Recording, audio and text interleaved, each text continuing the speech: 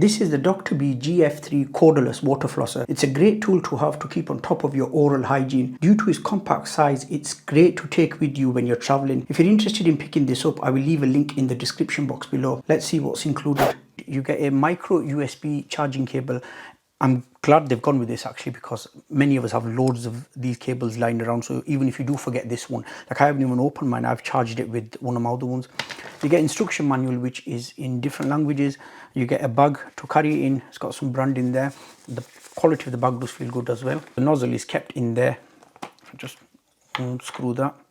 There's the nozzle.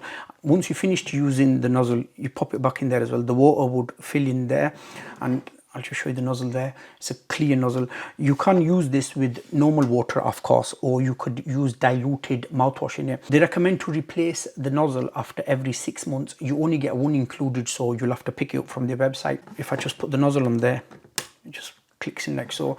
And the beauty about it is it rotates either way. So if you're in a weird angle, if you're like left-handed or right-handed, you can of course turn it any way you want. That button there is to release the nozzle, so you just push that will come out. Pop the nozzle in and then put the cap on. It's Ipx7 Waterproof. You can see the container there. It does have some handy labels of how much water you can put in. And that's the tube there. It all can be cleaned. So if I just put that back in like so, it does have a nice secure fit there. And that's the on-off switch there. It takes 4 hours to charge, and it will give you a runtime of 30 days. But again, that depends on usage.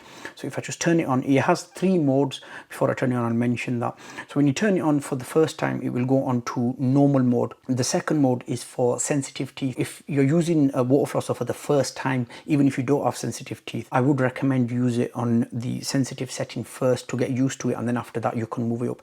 The third one is a massage setting. It massages the gums. So if I turn it on, as you can see, it does light up, so you know you've got battery remaining.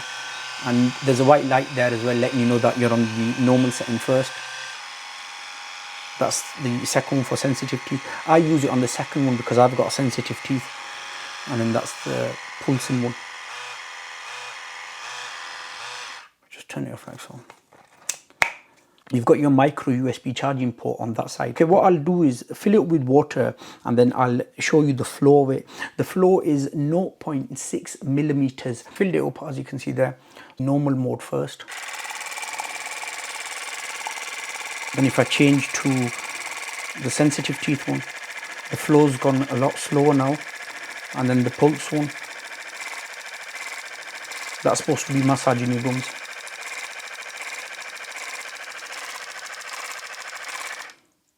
And off and turn it back on. It's a normal one.